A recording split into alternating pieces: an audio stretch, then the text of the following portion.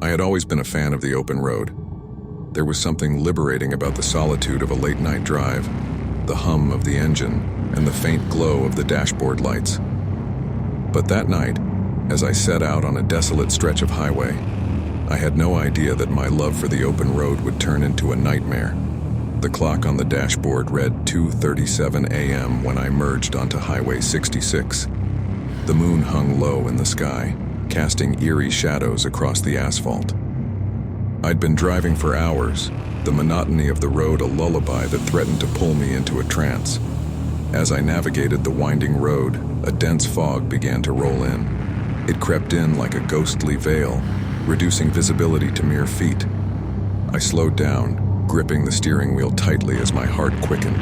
The radio emitted nothing but static, which added to the eerie atmosphere. I reached for my phone to check the GPS, but it displayed no service. Panic began to gnaw at the edges of my mind.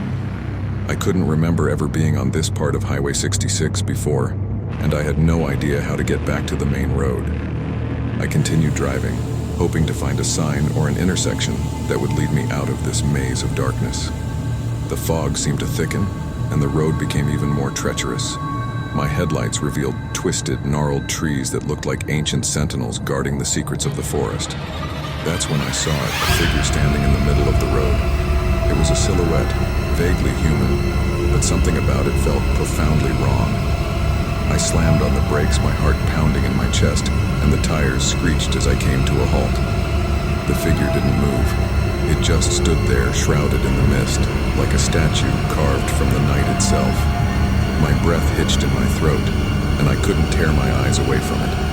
After what felt like an eternity, I summoned the courage to flash my high beams at the figure. The sudden burst of light revealed a face, or what should have been a face.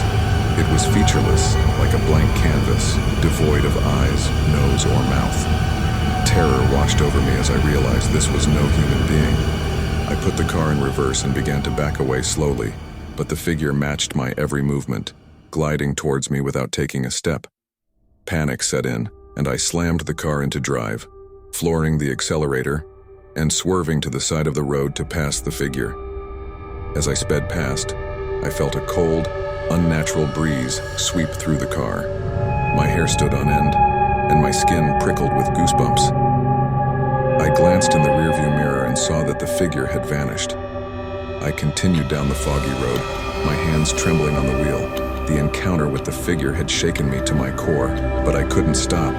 I had to find my way out of this nightmarish stretch of highway. Minutes turned into hours as I drove on, the fog seeming to stretch on forever.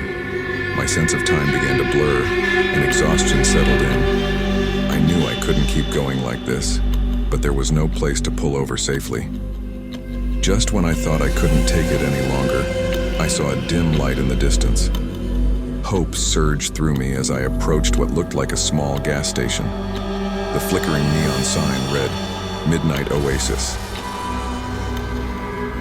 I pulled into the gravel lot and parked next to a decrepit gas pump. The gas station itself was an old, run-down building covered in graffiti. I hesitated but decided to get out of the car, desperate for some human interaction. Inside, the place was deserted, with a thick layer of dust covering the shelves and counters. The eerie silence was broken only by the faint buzzing of a flickering fluorescent light. I called out, but my voice seemed to echo into nothingness. I moved to the counter where a faded, dusty cash register sat.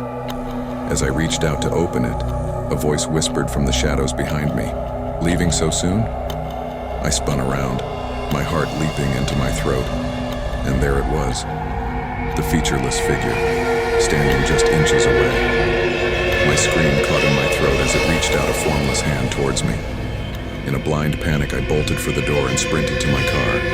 The engine roared to life as I turned the key and I sped out of the midnight oasis, the figure disappearing into the rearview mirror once again. I drove for what felt like an eternity, the fog refusing to lift, the fear never leaving me. I never found my way back to the main road, and the encounter with the figure haunted my every thought.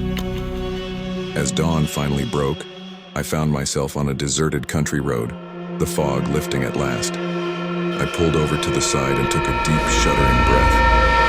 I was safe for now, but the memory of that night would this day, I can't explain what I encountered on that desolate stretch of Highway 66.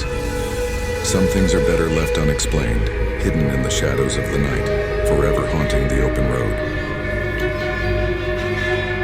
The engine hummed as I drove down the dark, winding road, the only companion to my solitude. The moon hung low in the sky, casting eerie shadows on the dense forest that surrounded me. I'd always enjoyed the thrill of driving alone at night, but tonight was different. Tonight something was amiss. I couldn't quite put my finger on it at first. Maybe it was the oppressive silence that hung in the air, broken only by the occasional hoot of an owl or the rustling of leaves. Or perhaps it was the gnawing feeling that I was being watched, that unseen eyes were tracking my every move. As I rounded a bend, my headlights caught a sign that made my heart skip a beat. Detour ahead. I had no choice but to follow the diversion. The detour led me off the main road and onto an even narrower, more desolate path. The forest pressed in around me, the trees towering like silent sentinels. The road seemed to stretch on endlessly, with no signs of civilization in sight. Panic began to gnaw at me as I realized I had no cell phone signal. I was truly alone in this eerie wilderness. The unease in the pit of my stomach intensified when I saw a flicker of movement in my rearview mirror. I turned my gaze to it, squinting into the darkness. There was nothing there, just the inky blackness of the forest. I chided myself for letting my imagination run wild. It was probably just a trick of the light. But then I saw it again, a fleeting shadow that seemed to dart between the trees. I pressed down on the gas pedal, my heart pounding in my chest. I needed to get out of here, fast. As I sped down the road, I caught sight of something up ahead. It was a figure standing in the middle of the road, bathed in the glow of my headlights. I slammed on the brakes, my tires screeching as I came to a halt just inches from the mysterious figure. My heart was in my throat as I stared at the person in front of me. They were dressed in tattered clothing, their face obscured by long, unkempt hair. The figure didn't move. They just stood there, staring at me with dark, hollow eyes. "Are you okay?" I called out, my voice trembling. No response. The figure remained motionless, like a statue. Fear coursed through me, and I debated whether to reverse and find another way around. But as I shifted the gear into reverse, the figure suddenly lunged toward my car, its face contorted in a grotesque snarl. I screamed and slammed my foot on the gas pedal, narrowly missing the figure as it collided with the front of my car. The impact sent a shudder through the vehicle, but I didn't stop. I couldn't stop. My heart raced and I could feel tears streaming down my face. I drove faster than I'd ever driven before, the winding road becoming a blur of darkness and fear. My mind was a whirlwind of confusion and terror. What had I encountered back there? Who or what was that figure? The road seemed to go on forever, and I had no idea where I was headed. All I knew was that I needed to put as much distance between me and that horrifying encounter as possible. But no matter how fast I drove, the feeling of being watched never left me. It was as if something was lurking just beyond the reach of my headlights, waiting for the right moment to strike. My gas gauge showed that I was running low, and the panic in my chest grew as I realized I had no idea where I was, or how to get back to civilization. I couldn't shake the feeling that I was trapped in some twisted nightmare with no way out.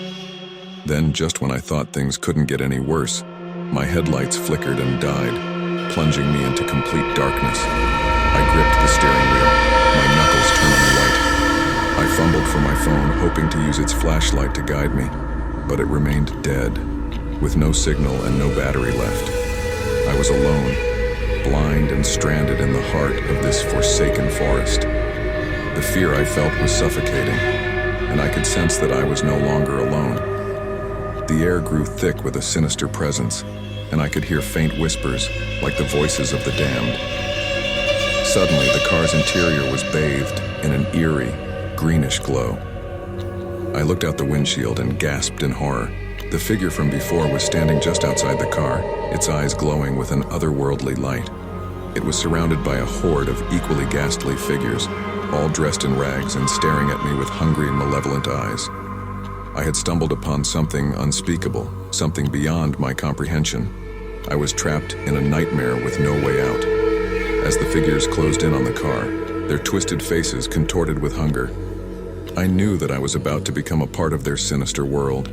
My screams echoed through the forest as their cold, bony hands reached for me, and I was swallowed by the darkness, never to be seen again.